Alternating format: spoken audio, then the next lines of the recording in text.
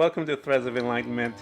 As usual, once our guests present, I always tell them it is an honor and pleasure to have you here because I know what it takes to come and sit down and open your life to people, to see and make yourself vulnerable once again so that we can, want to say, extract some wisdom and some tools that you use to get to where you are today.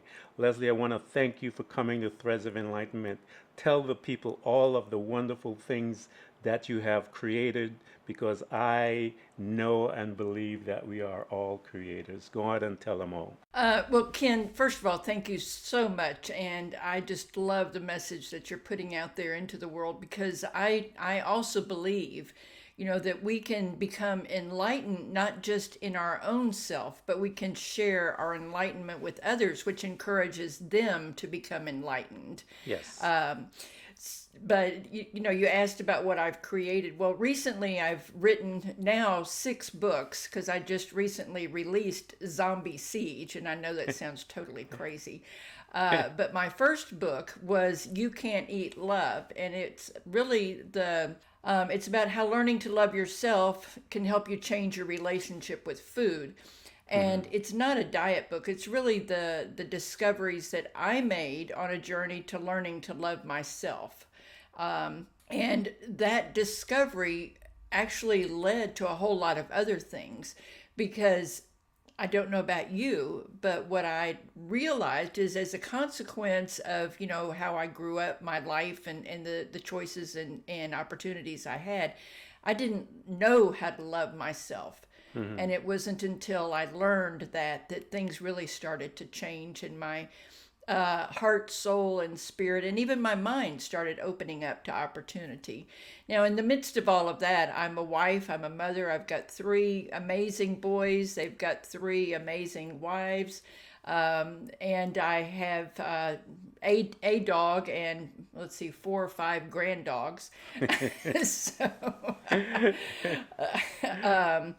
I have been so excited to be able to share with people that learning to love yourself, while it can be scary, there's no need to be afraid because you're Yeah. not doing it alone. Yeah. Fear kills daily, they say, but we die once. So I think I always mention to people beyond the fear is where you need to get to because that's where your blessings are.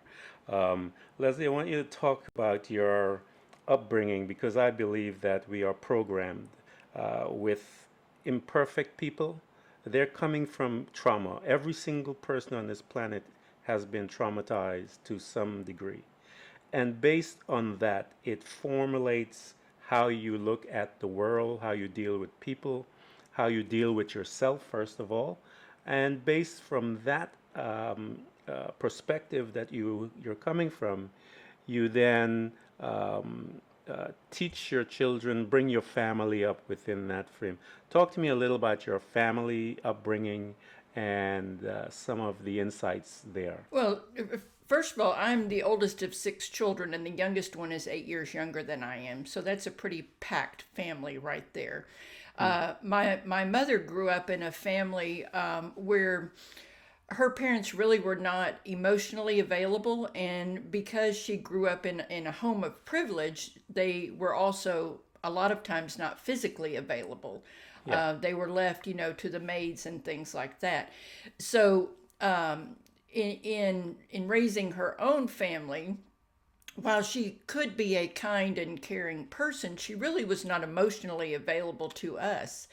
My father grew up in a family where his brothers were 18 and 19 years older than he was. And while, yes, it was, 180 degrees from where my mother grew up, once he got into my mother's world, he liked, how you lived in that world.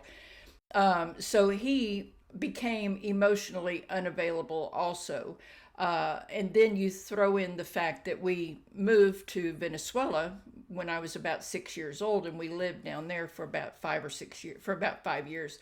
And the maids raised us. I mean, I'll be very honest. The maids raised us. If you Yeah. wanted to find our mother, you would go to the country club, and she was either in the country club or she was out on the golf course. So I grew up not really having a relationship with my parents. Mm-hmm. And it was very much a, seen, be seen and not heard. Yeah. And I very distinctly recall right after we found out, well, okay, my parents sent the three oldest ones to the States for vacation. And then Mm-hmm. we found out towards the end of vacation we would not be returning home. Instead, we would be remaining in the U.S. and living here. So I didn't get a chance to say goodbye to any of my friends. I didn't get a chance to, to see my home for the last time or anything like that. And that was very, very upsetting and disturbing to me. And I remember crying one night. My mother came in and she said, well, what is wrong? And I told her, and she said, oh, you'll get over it. Mm.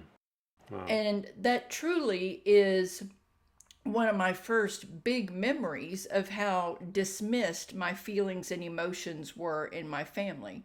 Wow. So, what I realized retrospectively is we were taught that you didn't feel what you really felt, and to dismiss what you were really feeling. Well, let me tell you what happens when we as human beings stuff down our genuine emotions, what we are really feeling and what we are denying ourselves, then it starts coming out sideways. And Yeah. that's when I realized I started turning to what I call my drug of choice, which Yeah. was food. Mm-hmm. Because the pain becomes so great that you've got to do something to release that pressure. Yeah. And I was telling somebody the other day, when we say to someone you shouldn't feel certain way, or that's not how you should be feeling, or we deny that somebody's feelings are real, Yeah. we're saying to them, for example, you're wearing a black shirt right now. Mm-hmm. We're saying to them, your shirt is really yellow. And you're Mm-hmm. like, what? My shirt is black. No, it's yellow. And you get enough people who are also telling you not to feel a certain way, Yeah. or you shouldn't feel a certain way, also telling you that your shirt is yellow, you begin to doubt that your shirt is black.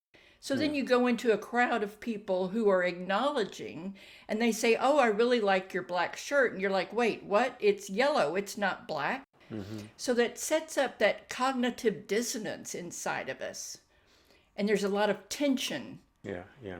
And we have to do something to release that tension. And what I realized is food as my drug of choice Yeah. was how I helped release that tension. Yeah, that tension has to go somewhere, and I've talked and I've said it.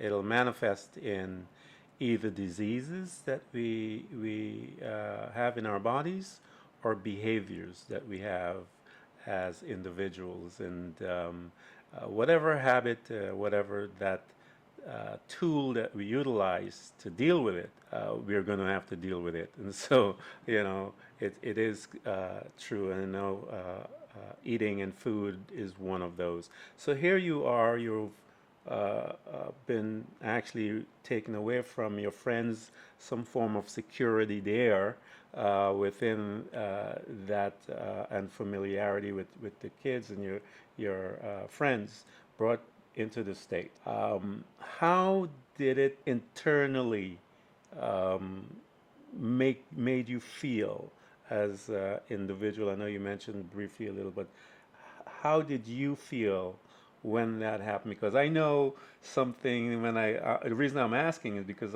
when I came to the United States of America, I had to make some adjustments. So, how did it make you feel as an individual? Well, I felt very much like a fish out of water, because even though we moved back to Houston, which is where I originally was from, Yeah. I spoke two languages quite easily. I could flip between Spanish and English. I was 100% bilingual. Yeah. I did not have a Texas accent. I still do not have a Texas accent. I do not say y'all. I cannot stand how the word feels in my mouth. I say you guys.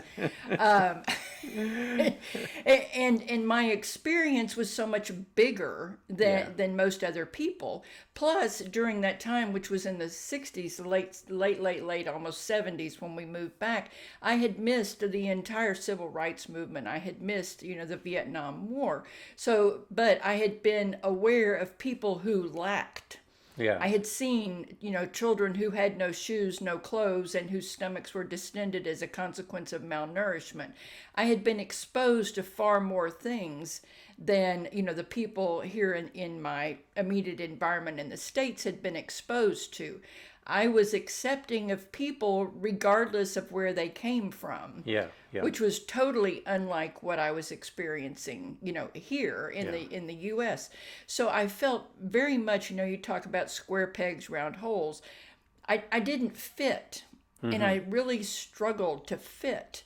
And when you're put into an environment where everybody is already connected and you're trying to find your way in, it's almost like having a very tightly woven piece of cloth and you're Yeah. trying to punch a hole in it.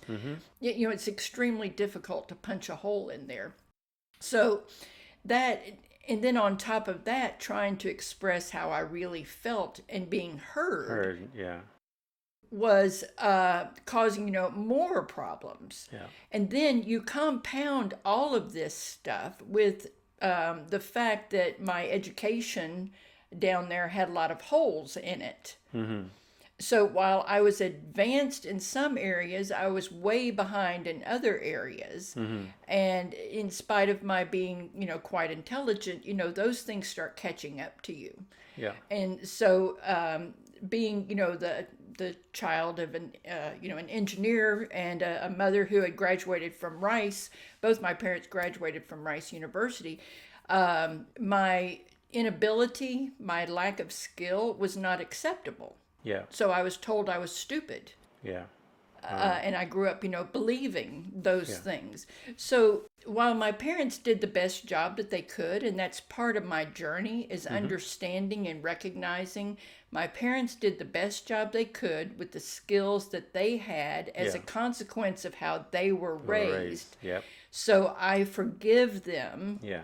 for the fact that they did not have the skills to raise me and care for me the way that I needed. But you know what? Today, now, I can learn to love myself exactly where I am, for who I am, and what I am able to do. And that's okay.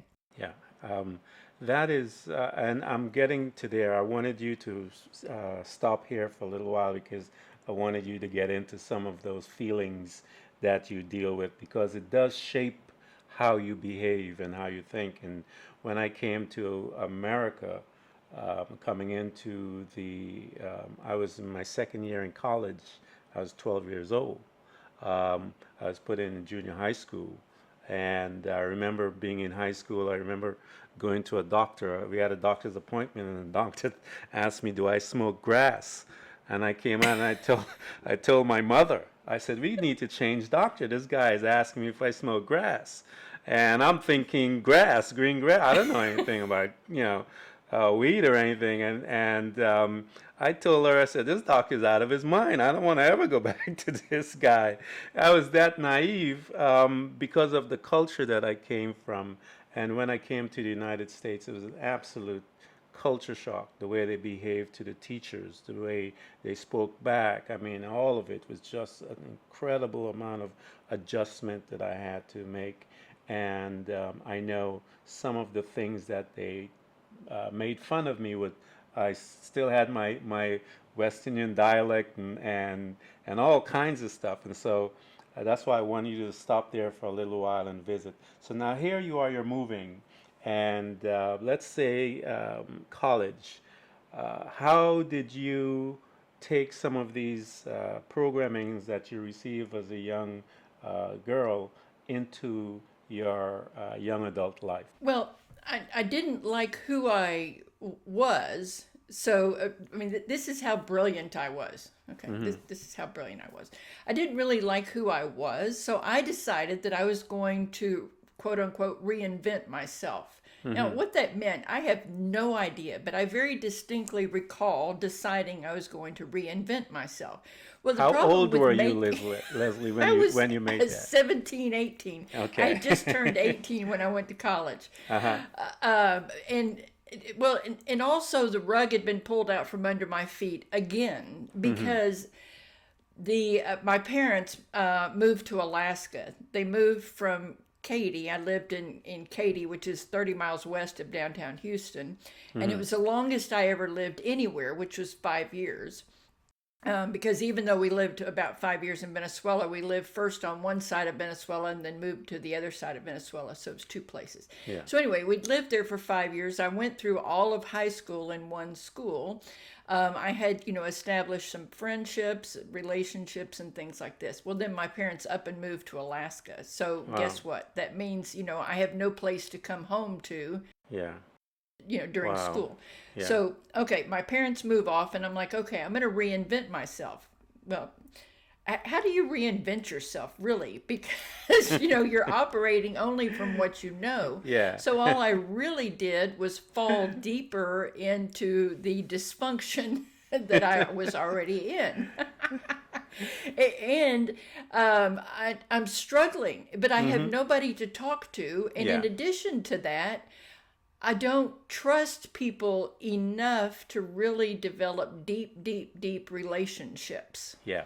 So as a consequence, I have no sounding boards. I have no way to get, somebody to say to me, if after I share with them what I'm thinking, I don't have anyone to say, you might want to rethink this.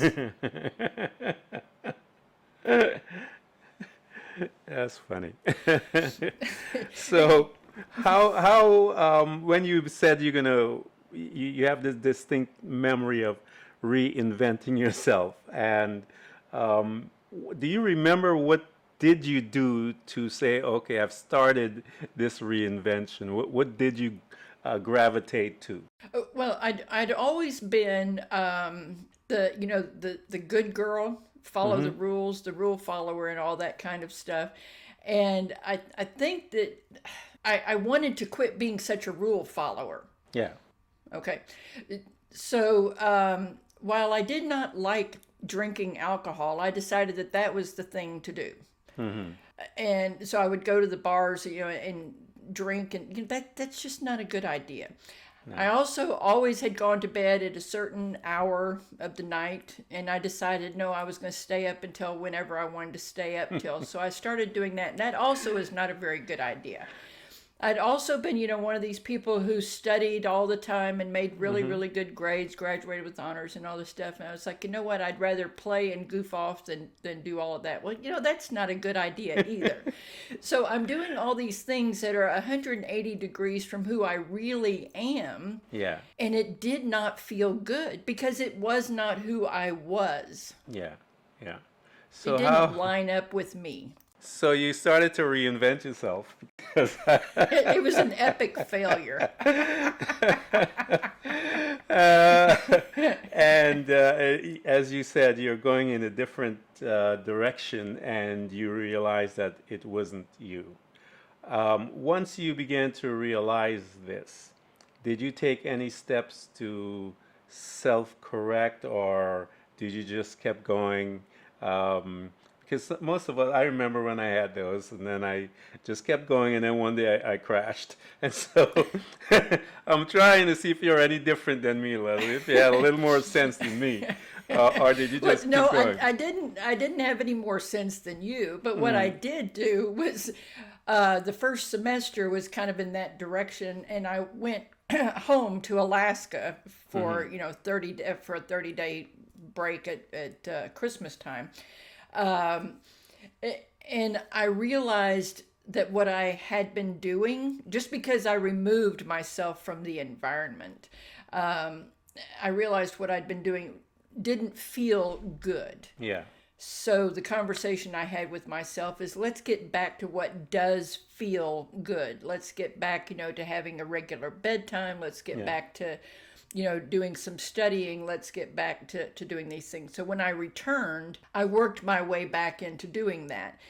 Now, I'm not saying that I didn't still go out clubbing. I didn't still, Yeah, skip yeah, classes. I, I, yeah, I still did those things, but not to the extreme that I had been. I wasn't staying up until 4 a.m. yeah.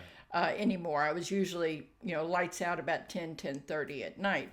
But I still felt as if I was struggling to find out who I was.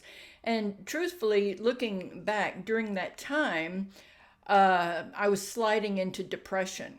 Mm, And again, I didn't trust people. I still mm-hmm. struggle really to trust people. Yeah. But I really didn't trust people. I didn't have anybody that I could really talk to, I could really share with.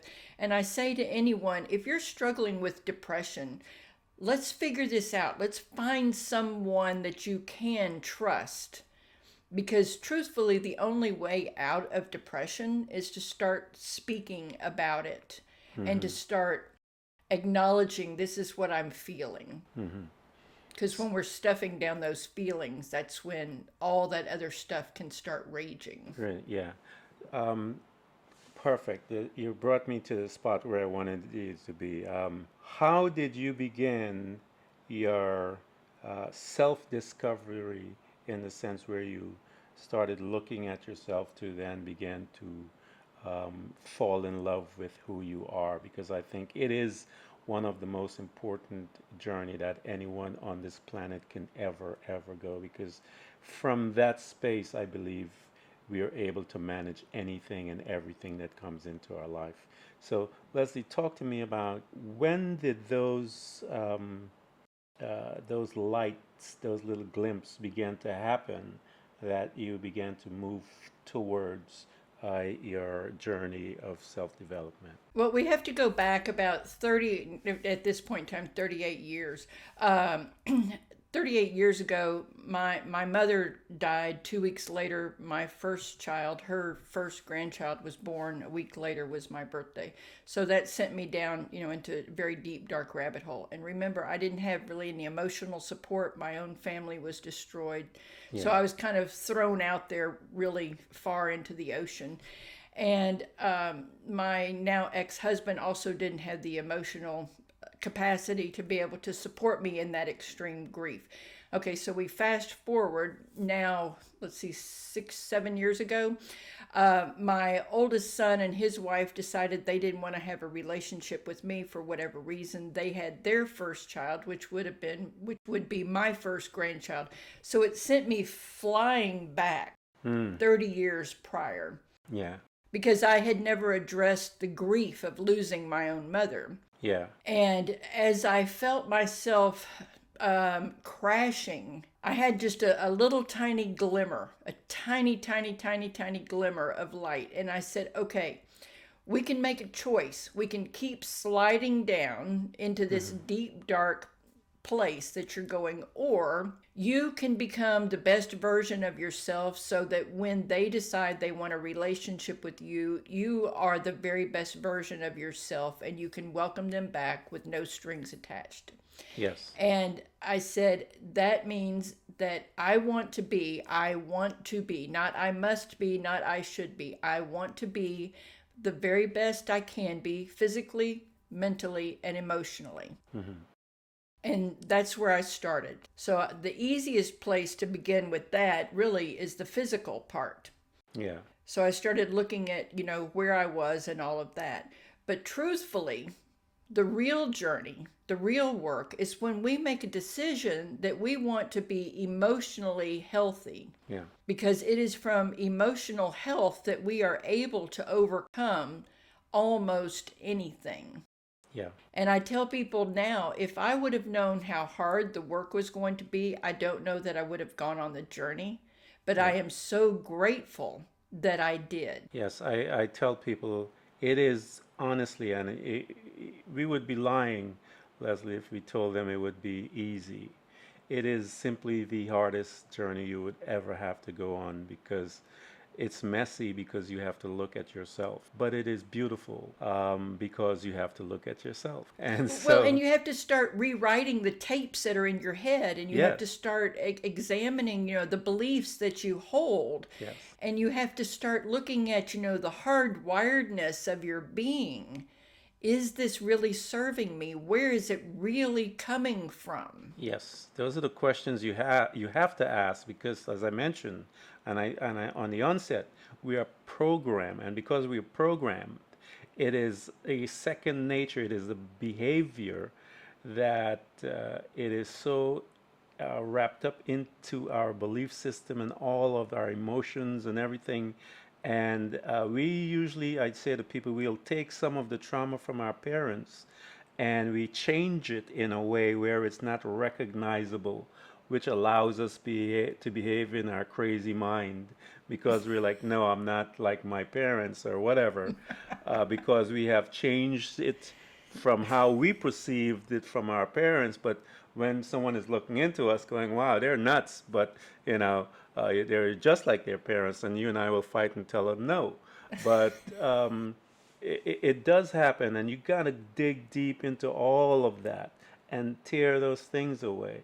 And within all of that, you have to accept yourself. You have to love yourself. And I tell people perfection is the most dangerous thing on this planet. There's no such thing as perfection, and everyone is chasing perfection in their body. They work out 100 times a day, and then they have a heart attack walking down the street. It's because they're chasing this perfection that is in their mind.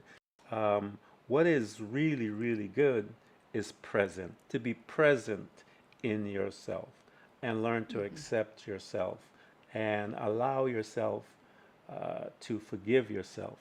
And as you begin to start being kind to you, you'll be kind to me. But it's a beautiful journey. It's painful as heck. Um, but when you look back several years later, you're smiling and laughing and appreciative of the dark places because now you can turn around, Leslie, and help someone hold their hands because they feel the same way that you felt when you were in that space. And so, as you said, it is a beautiful, but it's a painful place. But you've got to go on it, guys. Just you got to go on it. I can't say anything more. Well, and the other thing that I explain to people, and I talk about this in the book, is when we, as an individual, recognize that we need to learn to love ourselves.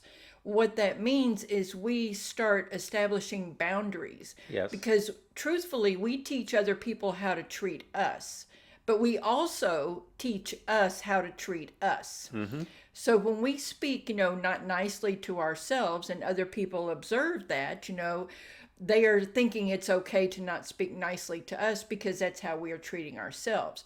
But what a lot of people don't recognize is, for example, if you have freeways being constructed by you and they make you detour off of the freeway onto the feeder road and then you have to go down a side street and around, that's very, very uncomfortable. Mm-hmm. And you don't like it, but you do it because you have to, right? Because that's the way it goes.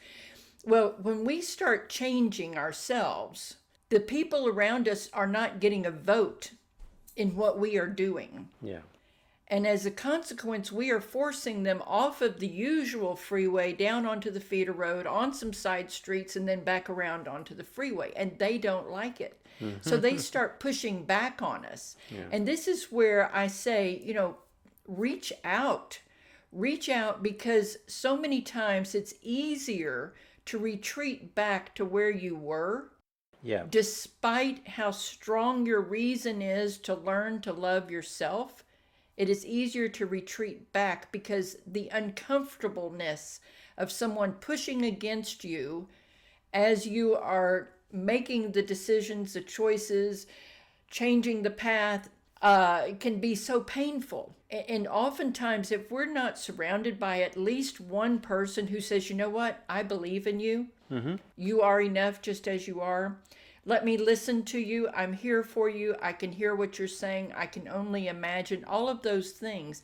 Then we can say, you know what? This is just too hard. I can't do it. I give up. I'm a failure. Yeah. And then people stop. They give Yeah. up. And what happens then? What happens then is we continue, as you spoke about before, the generational issues Yeah. continue instead of stopping with us. You need someone to hold your hands and to hold you accountable in a way to make the change. And you're holding them accountable, I believe, through encouragement. You can do this. You can do this. And it's not holding them accountable with a hammer over their head. It's just holding them accountable by holding their hands and encouraging them. It says, I did it, because you're from coming from a space of empathy. You're coming from a space of acceptance. You're coming from a space of not judge. You're not judging them. It's not a judgmental attitude. It's not a judgmental energy that you're releasing. It is this space where they can feel comfortable and breathe and say, okay, I'll take the next step. I'll take the next step. And it's a great place to be now when you look back, Leslie, when you're walking with someone, to have that conversation and to see the smile on their face when they kind of know that they're not alone, that there's someone here that really, really cares about the outcome for them, because we want them to stand strong, because there's a beauty about it. There's a loving of life within that standing that is incredible, you know. Yeah.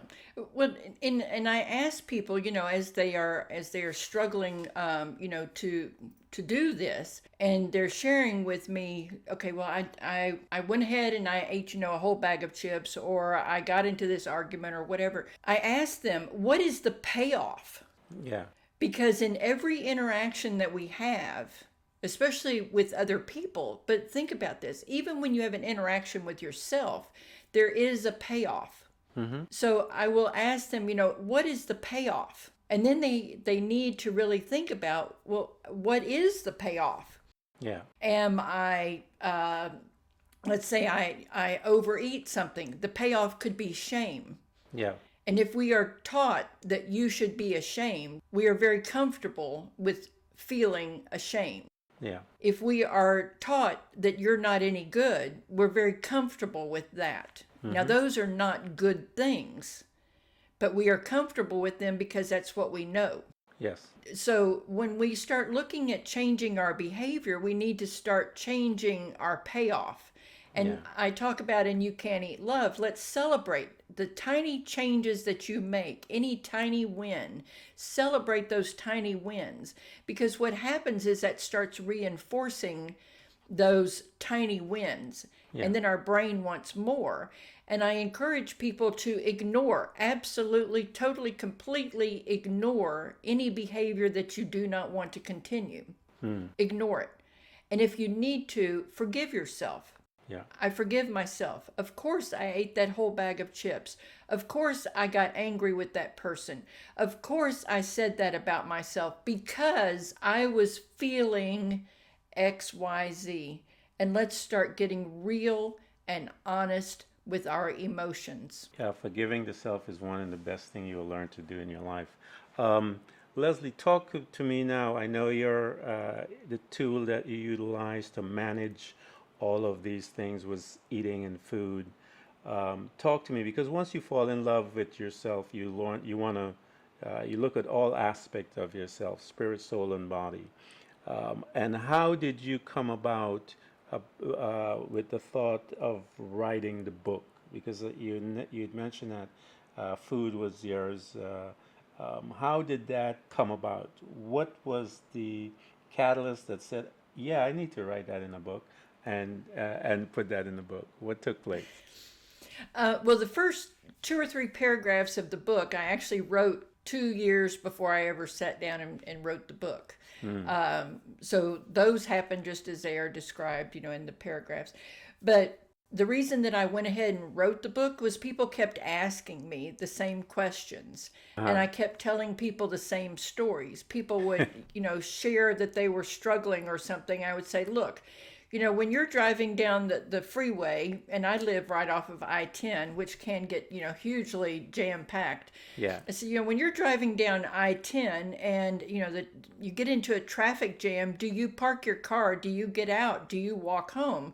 Well, no, that would be stupid. I say, okay, if you look at this journey that you're going on in life as Hmm. driving down a freeway, Yeah. you're on a road to somewhere and you hit a traffic jam. A traffic jam is something in your life, that causes you to come to a stop. It slows you down. It doesn't make any difference what you're doing. If you're trying to lose weight, if Sorry. you're trying Yeah. to build a relationship, I mean, let's just think about it. Yeah. It doesn't make any difference. You want to load the dishwasher, run the dishwasher so you can have clean dishes, and you don't have any dishwasher soap. That's a traffic jam, right? Yeah. Do you pitch the whole dishwasher out? No, no, you solve the problem, Yeah. right? So I would say to people, while you're on this journey, let's solve the problem. What do you do when you're in a real live traffic jam? You change the radio, you call a friend, you got a whole list of things that you do. But what you don't do is park your car, get out, and walk home. Yeah.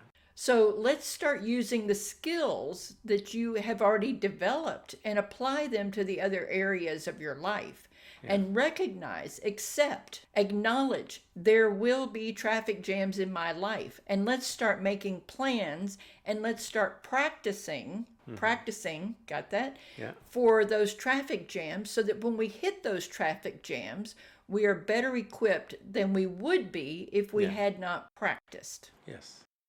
Conditioned response, I keep telling people, your practice is to give you a conditional response so that when it does happen, you are responding because you have programmed yourself to respond a certain way versus the other. And so it is a practice, is a part of living, and that's the fun part. But some people, I keep telling them, personal growth is not for lazy people. It is, it is, you can't be lazy and be interested in personal growth. There's no way. I don't see it, It's hard work. It is, you become a student. You have to go to school. On a And daily on a basis. daily basis, you have to go to school.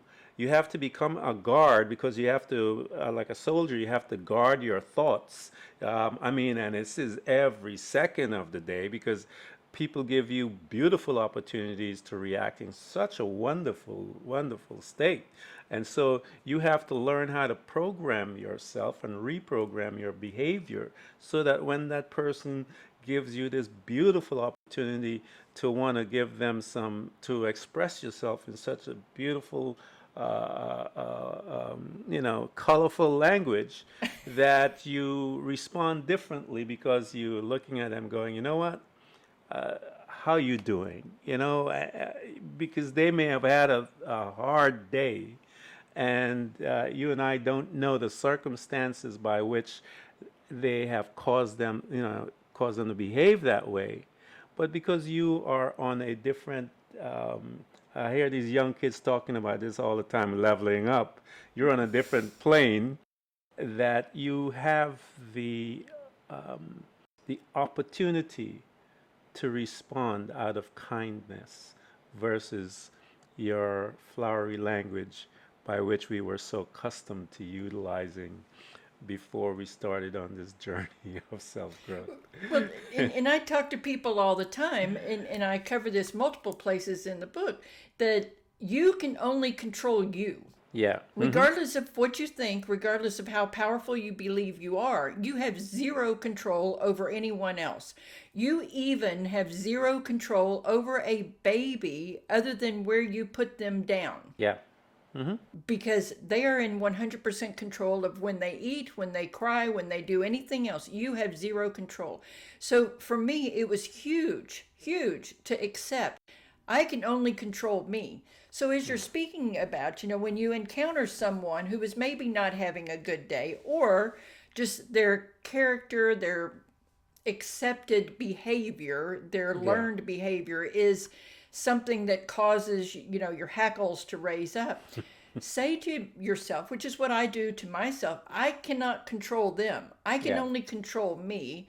So I'm going to do what I can do, and I'm not going to pick up what they're putting down because that's not my choice. I And then love we it. allow them to simply be who they are Yeah. without taking on the responsibility for their actions. And I want to say this, that includes your spouse, your children, your Mm-hmm. relatives, anybody. You are not responsible for their behavior, period. End of discussion, including the 4 year old who throws a temper tantrum in the middle of Walmart because you have taught them if they throw a temper tantrum in the middle of Walmart, they're going to get what they want. Hmm. Now, what you have taught them is back on you, Yep. but their behavior is on them.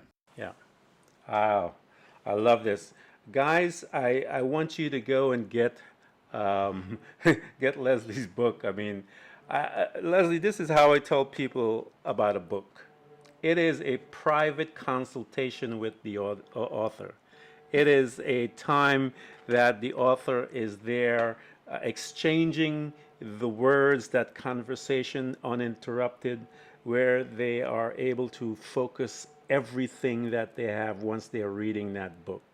And so I want you guys to run out and buy this book because from this conversation that we're having, it sounds like it's going to be a good one. I'm going to have to buy it myself because all the principles that she's talking about, personal growth and moving from one space to another, has been mentioned in this conversation. And she said it's in the book. So go get this book. Um, I've seen you have classes and stuff like that as well. I saw one of your free courses. Um, I want you guys to get in touch with Leslie, seriously, man, because this thing about growing and self love is the most important journey you will ever do. And as she mentioned briefly a few seconds ago, you are not responsible for anyone else's but yourself. You know, uh, learn how to master yourself. There's so much power in there. There's so much freedom. There's a new world beyond that, guys. Um, so I want to thank you, Leslie, for coming by Threads of Enlightenment. I had a good time. I'd probably be able to talk to you for another hour or two um, because this is so good. But I want to thank you so much for coming by. Oh, well, thank you. Thank you, Ken, so much. I could probably sit down and talk to you for hours as well. Because I love your message. I love that, you are encouraging people to, seek out that enlightenment. We are all connected and we can all lift each other up. Yes, I put it this way because again, I used to have that flowery language that I was very skilled at using. And so I tell people that what we're creating is a tapestry of knowledge, wisdom from everyone's journey. And we are weaving this beautiful tapestry whereby people can partake of it, take out what you need, and put in what you have experienced, and so that we all can create this thing that is so beautiful that when people see it, that it is able to change this current state of our world that we're in from what we're looking at on TV constantly. It's just we can do better, guys. We can do better. We can. We can. And thank you for being part of that. Thank you so much. Everyone who's listening to this broadcast, we hope to continually help you to learn how to embrace moments of darkness, because it is in the darkness that we learn how to develop and use our abilities to truly see those parts of ourselves, often invisible to us, in the light. It becomes your responsibility to navigate through all of your trials to find out who you truly are and begin your journey to loving yourself, which is possibly one of the most difficult things you will ever do in your life. To love yourself and to find the real you. But always remember to enjoy the journey. Thank you for coming by. Please subscribe. And if you can support us financially, we deeply appreciate it.